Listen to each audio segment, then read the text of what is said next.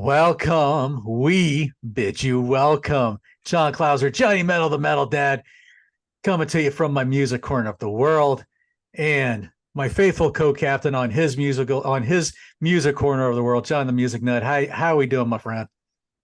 I'm doing great, my friend. Whew. How about you? You know, this for those of you who've been following the channel, you guys know that we just put something out yesterday, Sunday That's night, right. as we were talking about Survivor Series, and we were like, man, we don't have a Wednesday show, so there's for those folks who've been for those of you who tune in, the three or four of you out there who Right. tune in to watching us on Wednesday nights, which one we thank you for. But we Thank know, you. hey, we didn't have anything planned for Wednesday. So John and I we kind of batted around an idea or two, and the idea that he came up with after I got listening back to this thing, I felt like before I let him announce what it is, this was the kind of CD that we felt like it was made when the Brewskis gets opened up and the instruments get going and the songs come out. So in a very nice tribute to Sea of Tranquility and the UK connection, because they like to do this thing, a little thing too. We're going to open up some libations and we're just going to kick back and we're going to have some fun talking about a little bit of this band that we're going to be talking about. So, John, first off, what is your libation choice of the evening? All right. Thank you, John. Well, it's a school night, so I'm not going too crazy tonight, even though I may drink four or five. No, I won't do that. Steiner Holiday Cheer. This is an ale made with peaches and pecans. Very smooth, 5.4%. Good stuff. I love it. And I'm not just blowing smoke. This is good stuff. And to keep in the tradition, and this is seriously one of my probably 20 favorite artists. I got my Marty Stewart and the Fabulous Superlatives koozie There ready. you go. Wow. I just got an email. I'm not joking. In real time. Martin wants to know if I want to go on trivia. Oh, whoops. I guess I better email him. Well, while he is doing that, I'm going to talk about my little thing. We have this little thing here. The brewery's called Straight Ale. Gotta love that name. And this is a lovely little thing here called Stout at the Devil. This is it's an oatmeal stout with coffee. Now, I am not a coffee guy, so knowing that made me kind of think a little differently. So, but this is a heavy hitter, even though it's a school night for me, and I get up pretty early in the morning, so I'm going to be probably feeling it pretty good. But let's just let me just kind of pour this thing here. Let's see. Yep. There we go.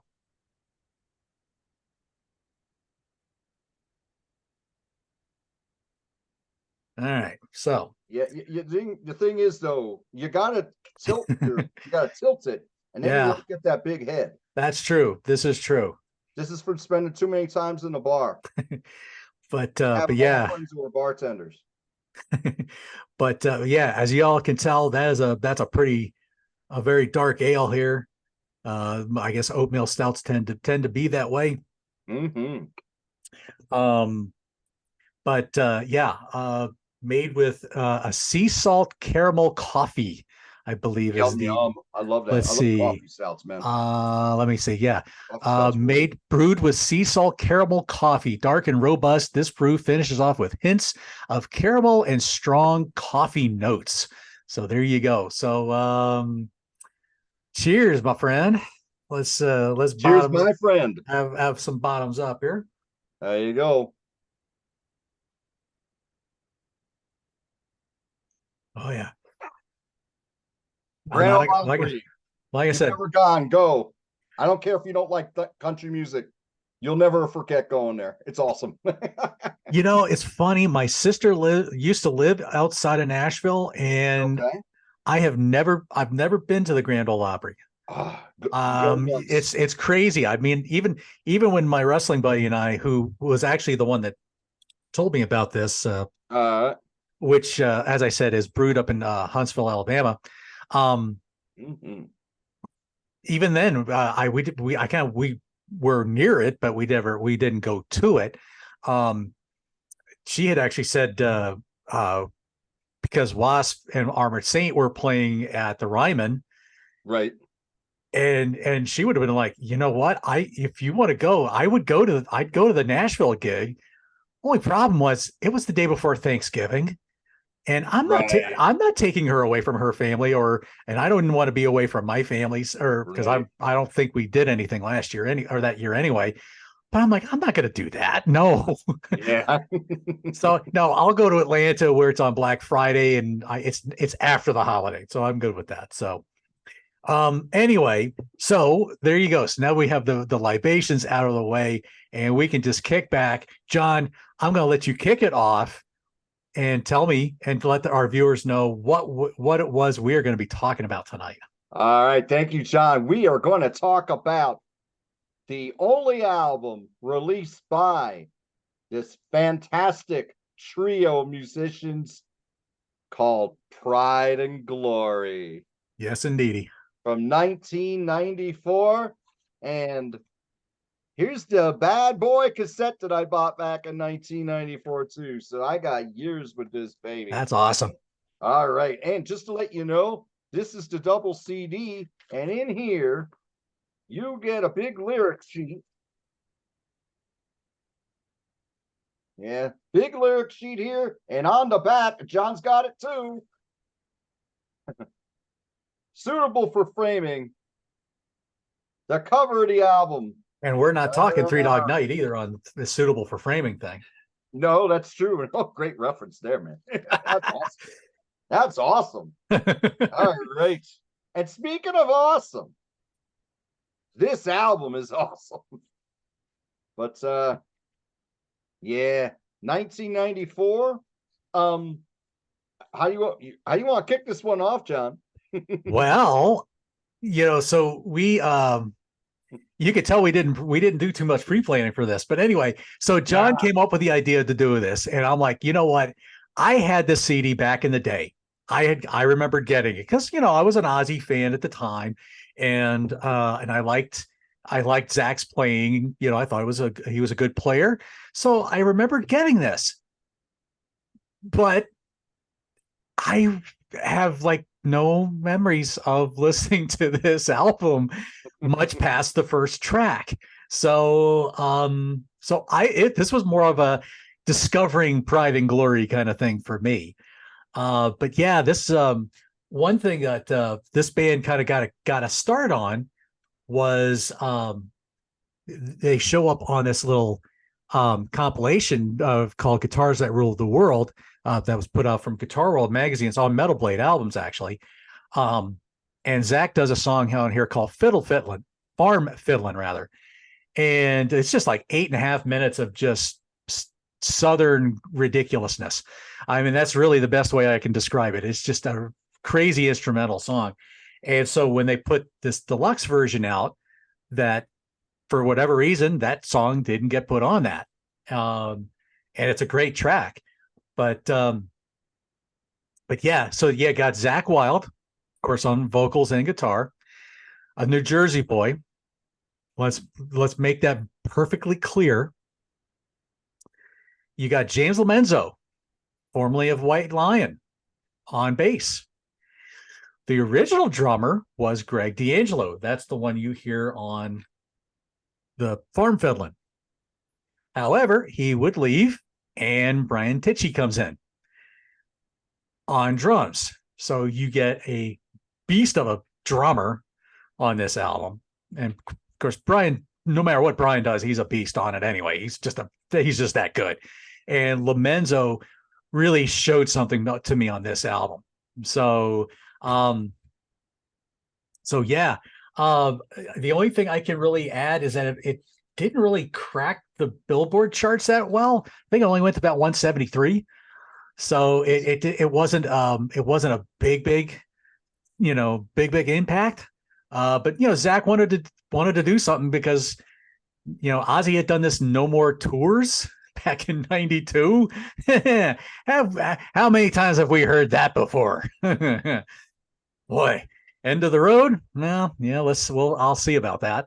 But Right. Zakk wanted to he just wanted to get something out, and he drew on his love for three-piece bands. Mountain Cream comes to mind, and Southern rock, and obviously Sabbath, and a bunch of other things. So I I don't know about you, John, but I describe this as a Southern stoner album.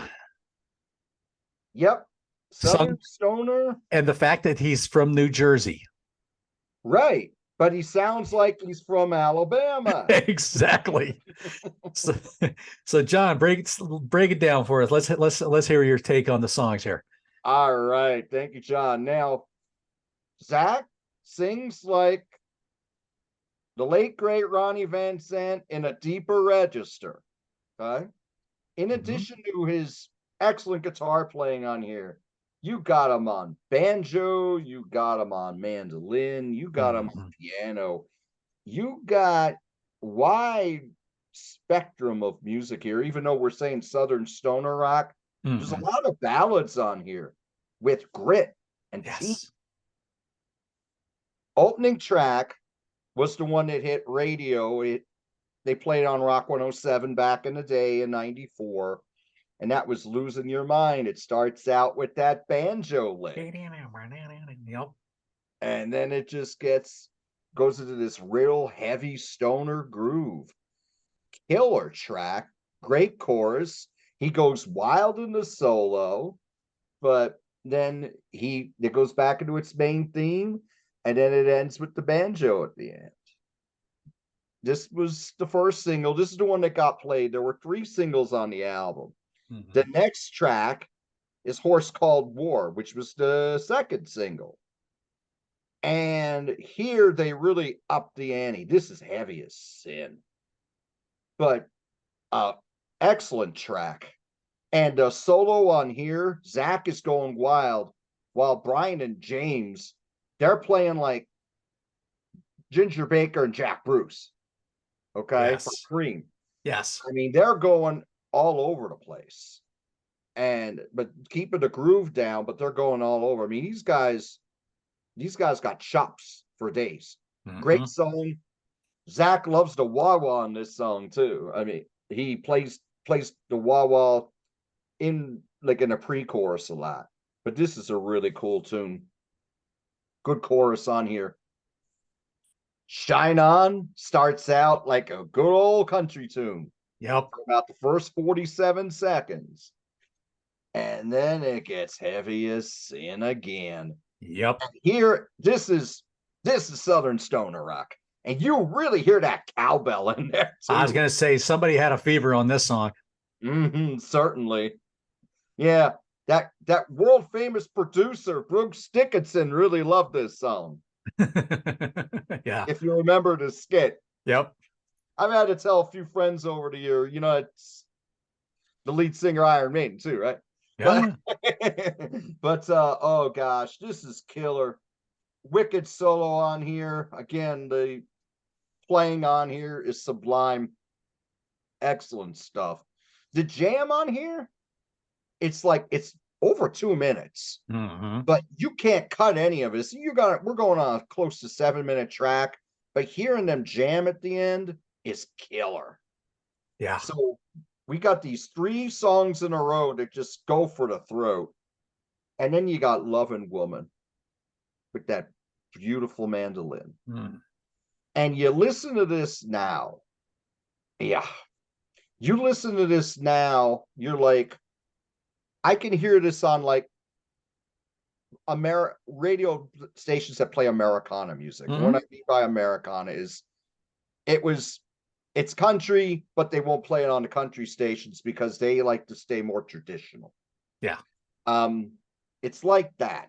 It's very memorable song, great melody, awesome chorus, very tasteful. One thing Mm-hmm. about Zakk, he really played, and all the guys in the band, they're playing for the song. They know when to tone it down. They're not doing Mm-hmm. anything crazy on this, not even 4 minute song, which would have been a fantastic single.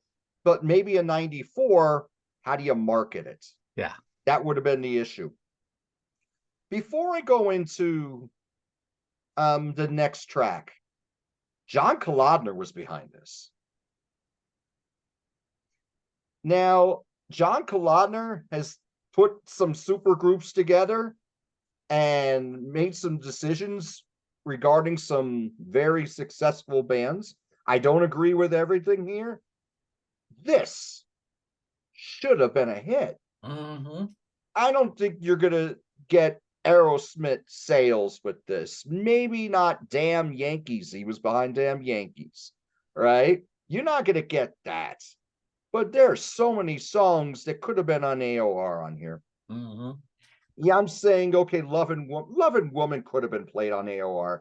Maybe it was because grunge was so big at 94. But here, this is more stoner rock now. Stoner rock wasn't getting played too much. Nah.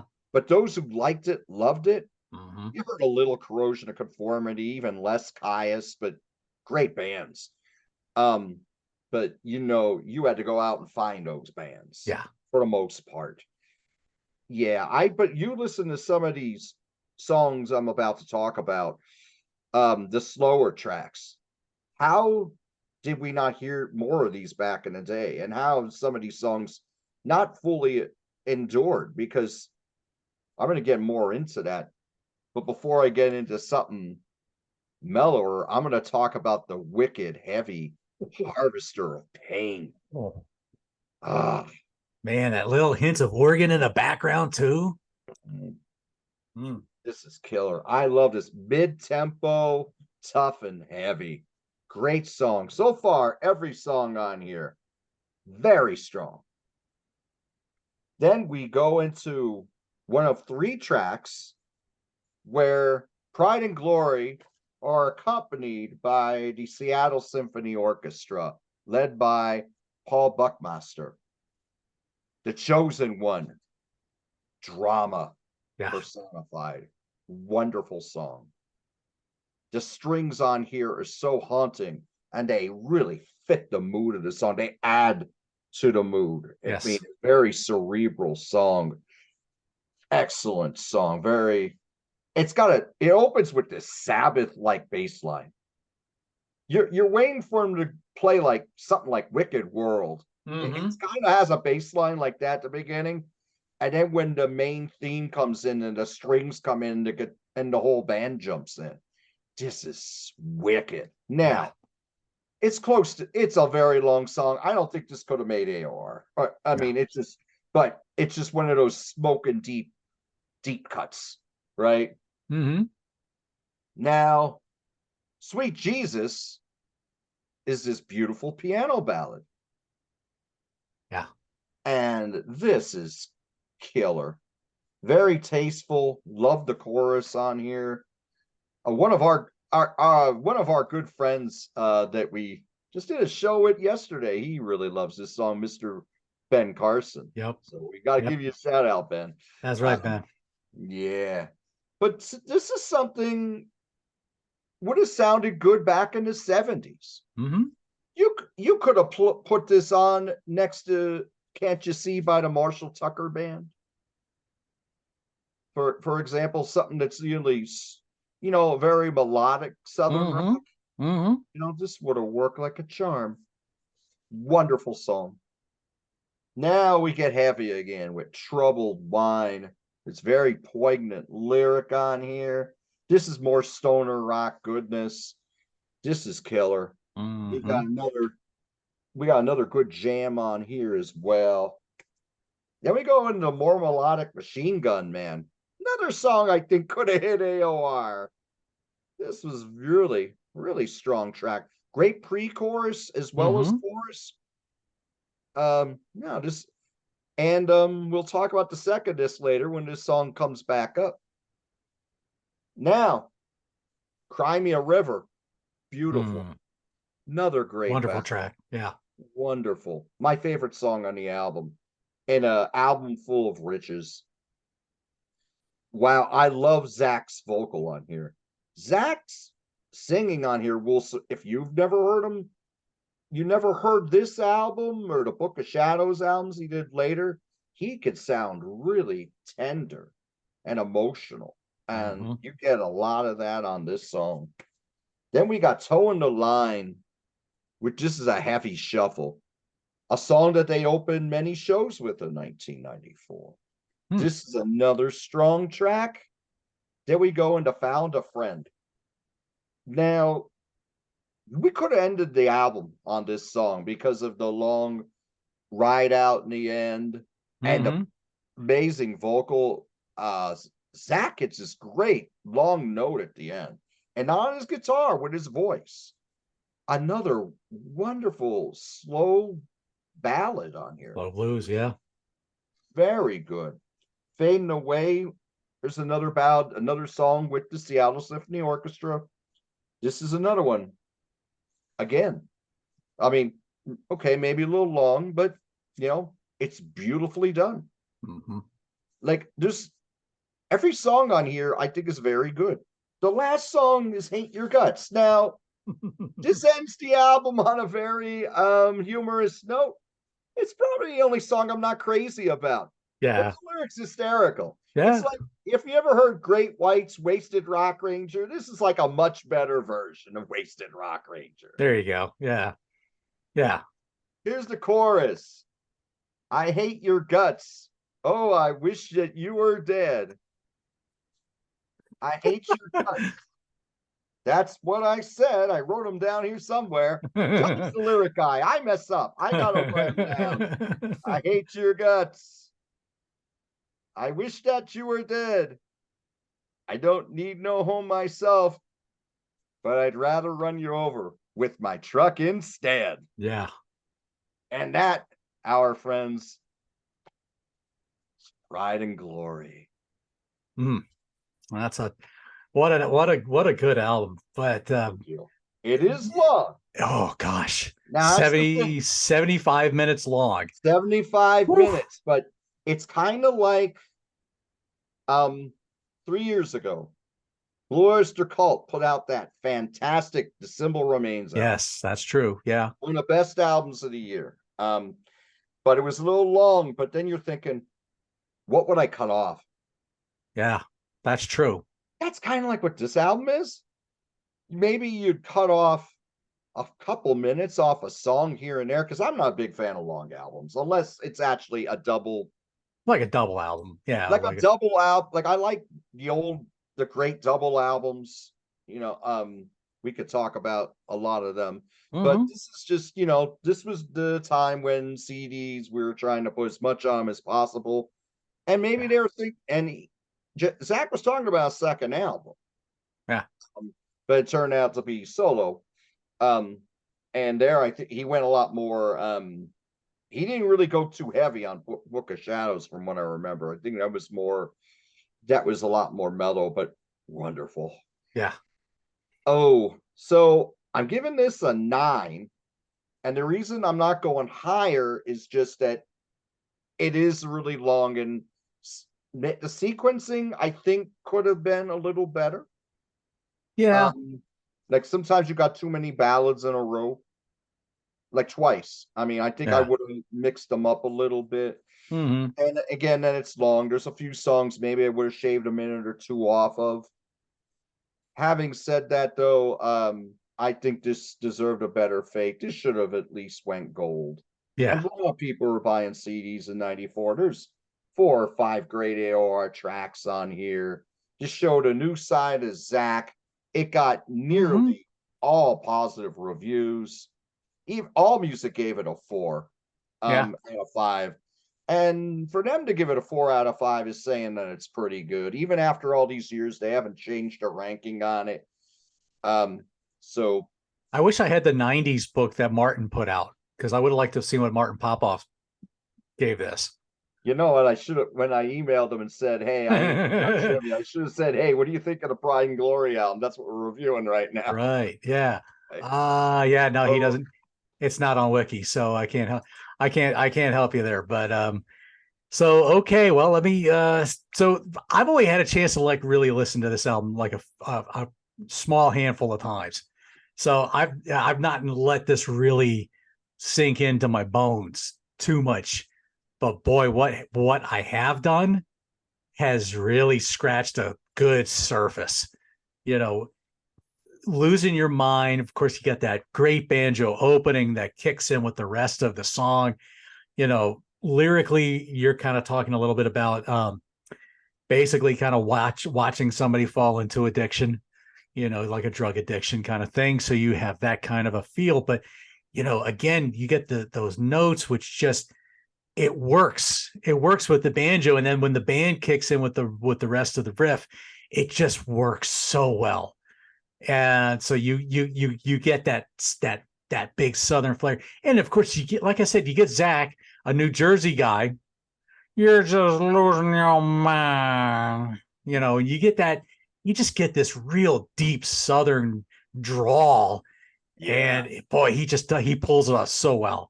So good. Um Horse Called War, again, another great track. Um kind of kind of looking like maybe kind of I don't know, maybe criticizing a little religious fanaticism and war kind of a thing, you know, but it's still such a it's a powerful, good thumping song. Just gotta love that.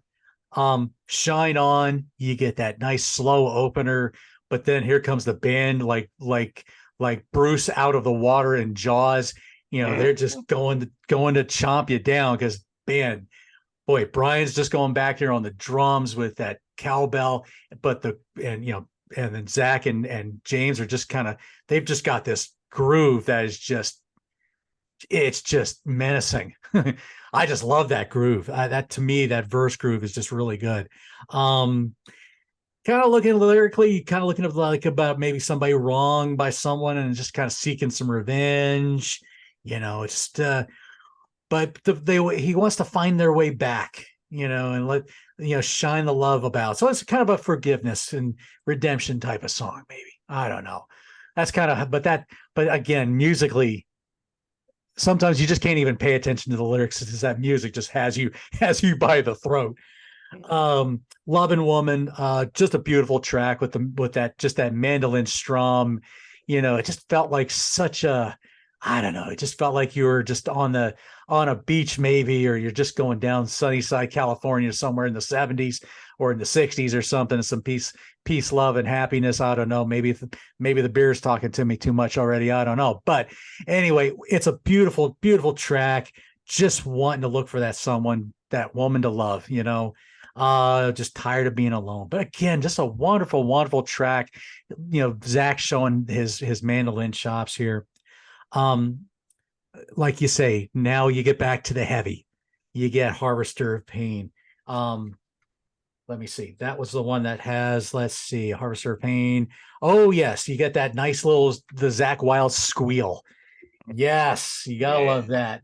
Um, Here again, lyrically, I think you're certainly talking about the Civil War here. So you have a lot of lot of imagery in regards to that kind of how a soldier is looked at and kind of thing like that. But again, another really heavy track. And then you get what Alice in Chains' Rooster would have been like if it had been like a super crazy heavy instead of a half acoustic, half Yeah. stoner song. You know, because here again, you get this in The Chosen One. You know, this is a song about his dad. You know, I did read about that, and you know, he who was actually a war hero, but and he passed away soon after this album came out. That was something I had read about, but he apparently tried to play this for his dad, And his dad said, you go upstairs and clean your room and get out of here. You and Barbara Ann are staying at the Ramada Inn or something.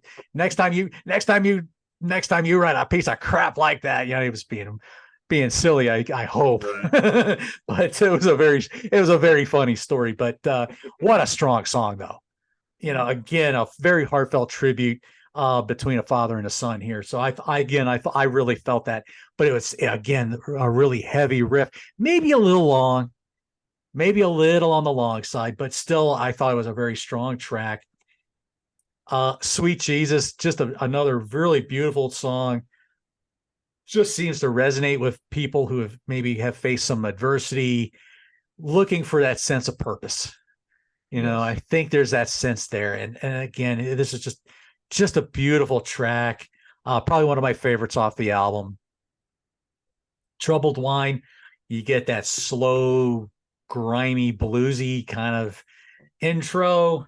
You get that verse melody where he's singing it. To me, it kind of, I don't know, I shucking and jiving kind of what came to me when I was hearing this.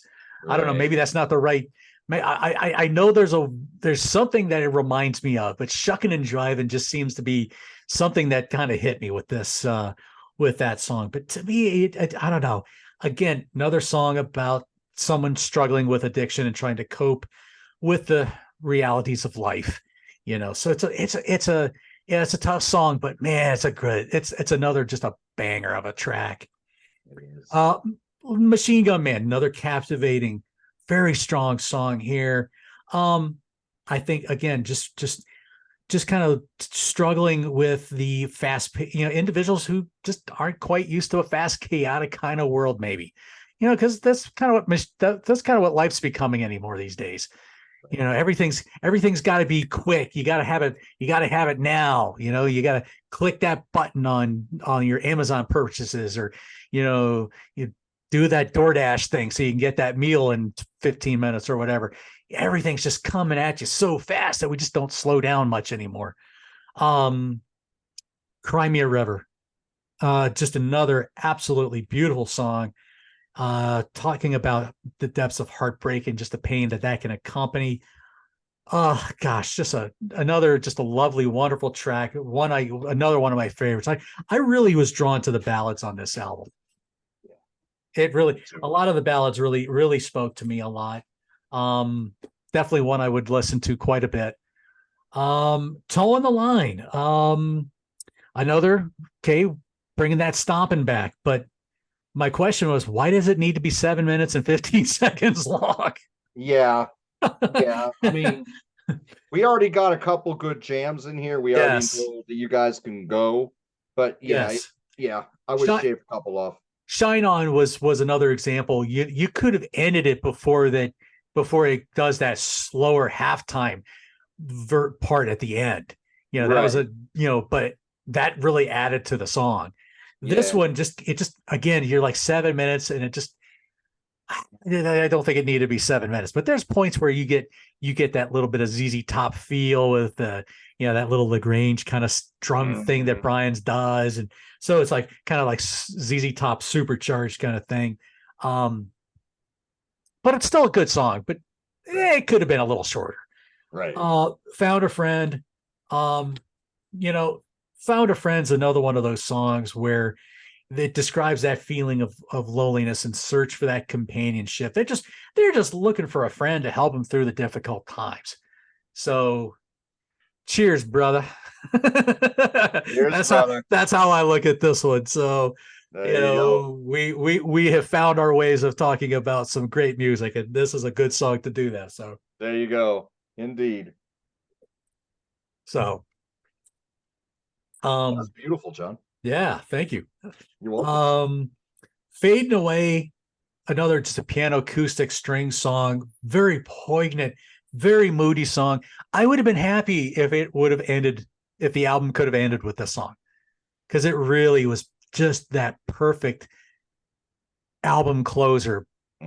But no, we have to go into Hate Your Guts, because there's a lot of heavy, serious topics on this album, really.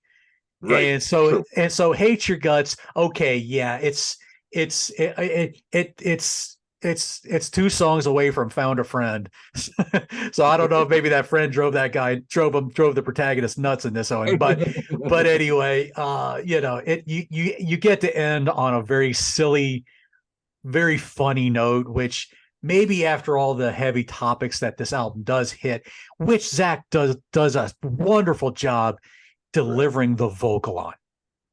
Yeah, we can go on and on about his guitar tone and his squealing and his love for Black Sabbath. There's a lot of points on this album where I'm like, okay, I can understand why he's in the Pantera, the version of Pantera that we have now. Right. You could almost hear a lot of Dine type of stuff on this album. Especially when he's soloing, there's just a lot of, and I think that's another thing. I think when they were laying some of the basic tracks down, it sounded like they were doing this together. Then they did their overdubs, but the main basic tracks were all recorded together, which there's just something to be said about that kind of stuff. I love it. You're hearing them count on a few of these songs before they start. Yeah, with a belch or two, or a few other silly things. But yeah, I mean, but again, there's something to be said when you can hear that, because I know Pantera did that kind of stuff too. Van Halen probably did a lot of that kind of stuff. You just record this stuff together, and it just sounds so organic. What was it? I think it was Horse Called War. You know what was, to me, that was a precursor to Winery Dogs. Yeah. And here's why I say, because there's a lot of that, like a lot of that verse, Lomenzo is playing a really good long bass line and I'm thinking, oh gosh, this sounds like something Winery Dogs could have done 20 years later. Yep. You just have that organic feel of those three guys together, and that's what this album had. So I'm with you. I'll give this a 9. It could have been a little shorter. I think that's the only thing that kind of makes it a perfect 10. But I'll tell you something. This is something I look forward to listen to a lot more and getting better acquainted with. 1994 me would not have appreciated this album the way 2023 me does. I just recognize the beauty and the seriousness of a lot of the topics in this album. And so that's where there you go. Nice. If you have the second disc. Yes. Oh, yes. Cheers. Yes. Well, I need to get a drink after all that, but I will say though, I didn't get a chance to listen to much of the second disc yet. I listened to a little bit of Mother Mary. I heard The Wizard. I mean, not much really different there than the original, if you're really going to be honest. Torn and Tattered sounded, the little bit I heard sounded like another kind of an acoustic song. But really after that, I didn't get a chance to listen to the rest of that. So I do confess that. I just mainly did the main album. Okay, cool. All I can just say is acoustic version of Machine Gun Man's very good. Mm-hmm. The version of Zeppelin's In My Time of Dying is very good. Hammer and the Nail is really cool. Hammer and the Nail is good enough to fit on the original album. Mother Mary and Torn and Tattered I like a lot. Come Together, the Beatles cover. That's the only slight misstep on here. It's okay. Yeah. I don't. I mean, he was trying to do a good tribute to the Beatles here. It's okay. I mean, it's not the best version of Come Together I've ever heard. Right. But it's good. Yeah, I need to explore that because I just didn't get a chance to listen to the second disc yet, or much. Right. I mean, second disc, there's some good stuff on there. It's a good, nice collection here. Just to let you all know, I want to give a shout out to the late Britt Parashar, who produced this album. Oh, right. You're right. Yeah, who died in 2014 of a pulmonary embolism.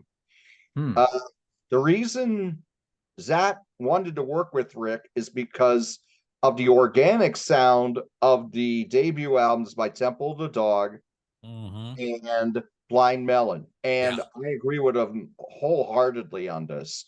It is very organic, and the space between the instruments is excellent on here. You can hear all these guys really clear. excellent production on this, absolutely. And just to let you know some of the other stuff that Rick has produced, he did Pearl Jam's 10.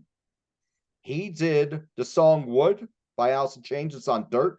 He also did the Sap EP. He did, I'm not a big fan of Nickelback.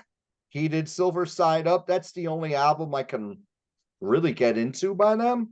But he did do it. And whether you think of him or not, it was recorded quite well. Mm-hmm. He did Three Doors Down, Away from the Sun, Default, The Fallout, Melissa Etheridge's album Lucky, and Bon Jovi's Have a Nice Day. So he's had a lot of successful albums, and he really did right by the band here. So yeah, thank you, Rick.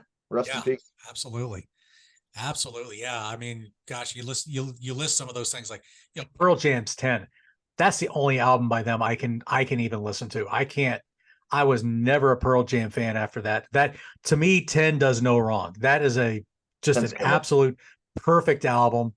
But then after that, I just couldn't do them. I just couldn't get into it.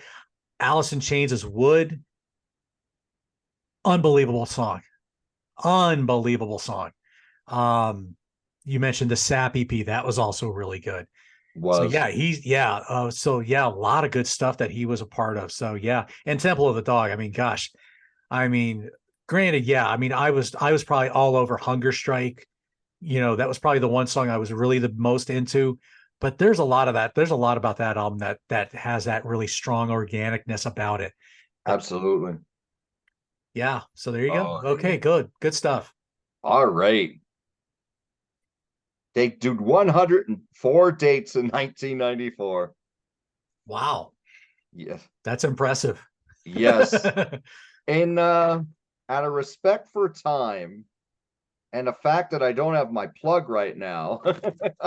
Whoops. I didn't plug in, but we're in good shape. I'm not going to give you every date, but I will tell you, for this album, they did every song live except Crimea River. Yeah. Little disappointing, but I mean, again, this album's so strong, right? Yeah. So in touring, they did 104 dates, 58 dates were in the United States. They starred in Europe. The name of the tour is Damn, the Beer in Europe is Good. That's right. Oh, geez. As a Guinness drinker, I concur. But I will not drink it out of a can. I will only drink it on tap. Yeah, there you go. It doesn't taste the same out of a can. I'm sorry. Right. I'll just give you some cities they hit. I know this is always comical for the few of you who stay till the end. I think you're all staying till the end. I hope so. I hope. Just to get some comic relief, right? Sure. Munich, Nuremberg, Oslo, Stockholm, Helsinki, Gothenburg, Dijon, London, Kiel, Stuttgart, Milan, Winterthur, Basel, Glasgow, Wolverhampton, Bristol, Edinburgh, and then Sheffield. Now, we go to the United States. A separate page for this bad boy, but I ain't in everything. Right.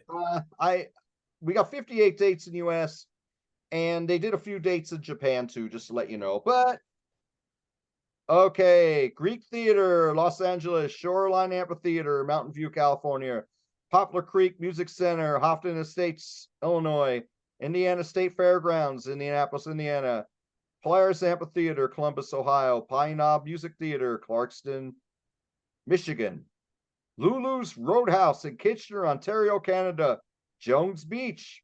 I've seen Lulu's in Kirchner. Hey, Mike Ladano. Hi, Mike Ladano. That's right. Jones Beach, Montauk, New York.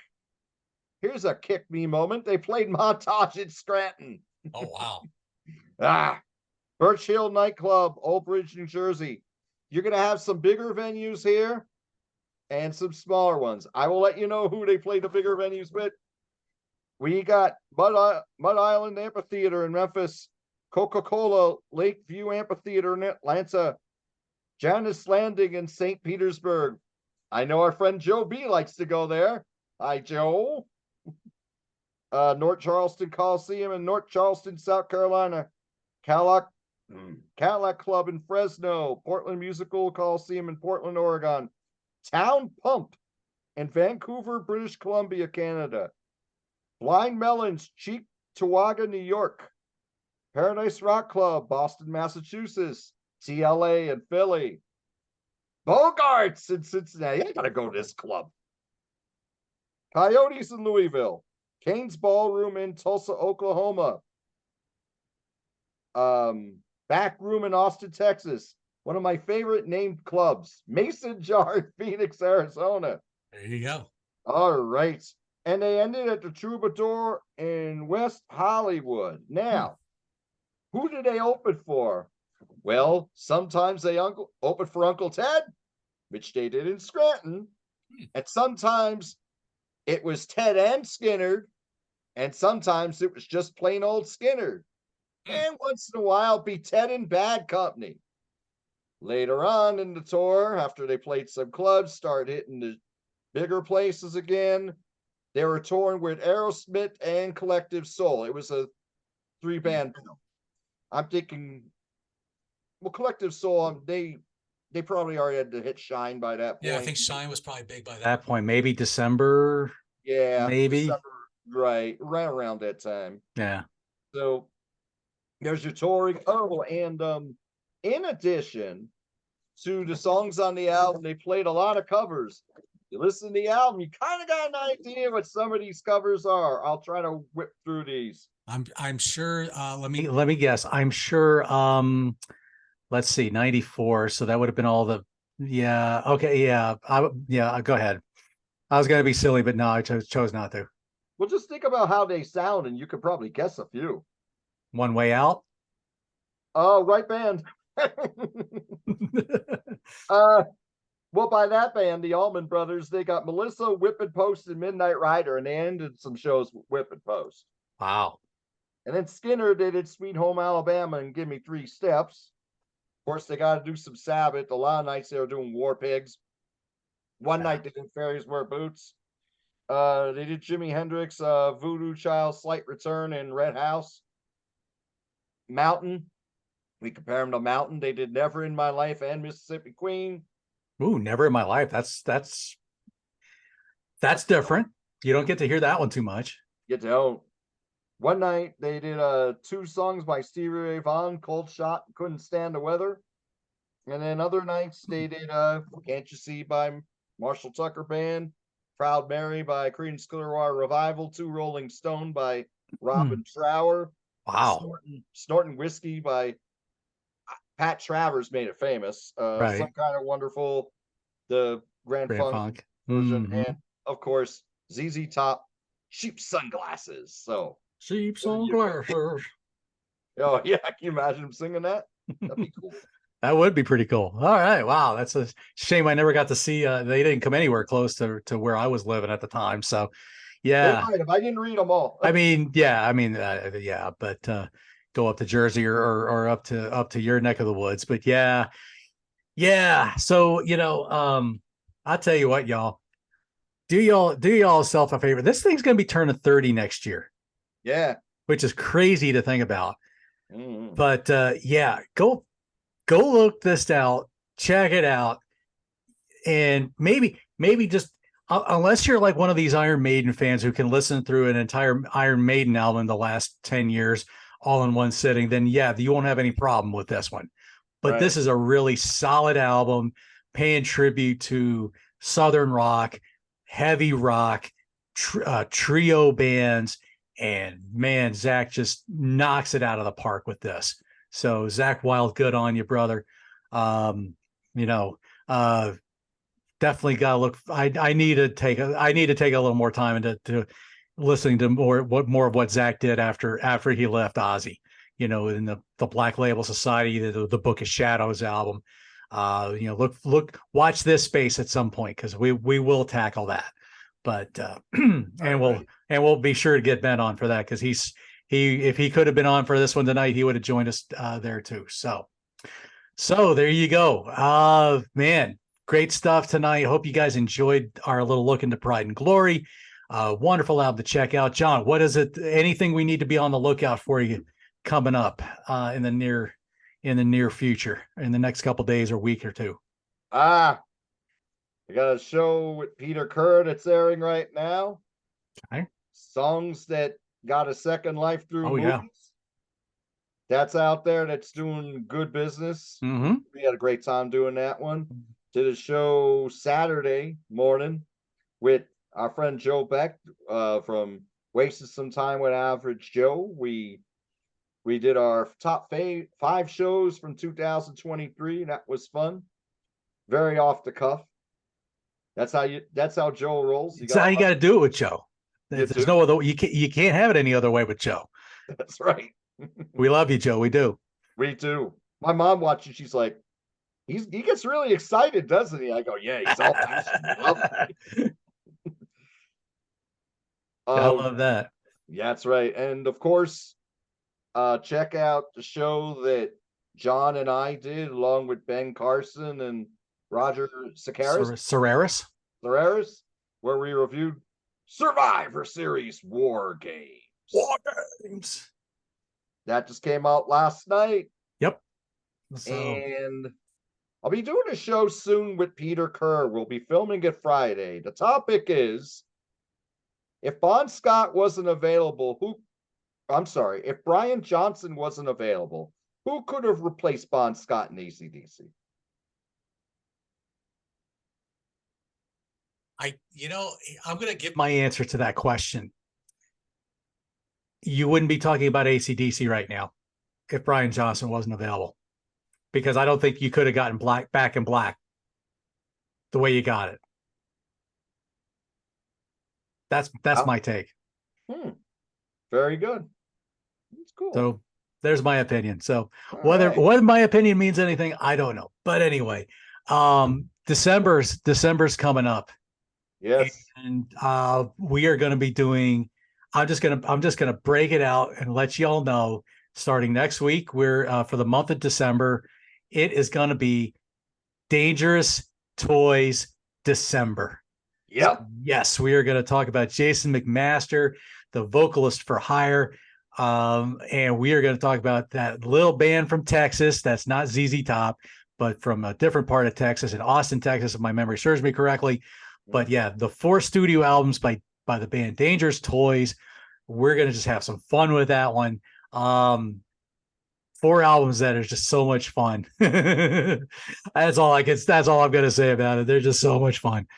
So that's what December is going to be. Hopefully some of y'all may have figured out some of our, our hints that we gave on this. So anyway, so there you go.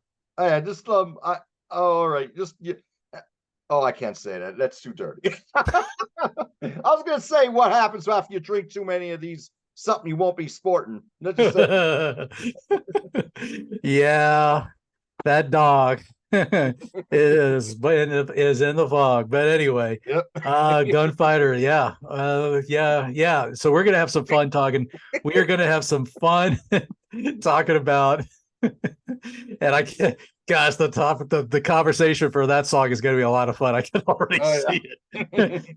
I better stock up on these babies. That's all I can say. Yeah, all right. So, so for my co-captain, John the Music Nut, on this 5 count that we just love to throw out there, John Clauser, Johnny Metal, the Metal Dad, go get you some Pride and Glory. Have yourself some good Southern stoner rock. Dangerous Toys December's coming next week. We'll see you soon. Cheers. Cheers.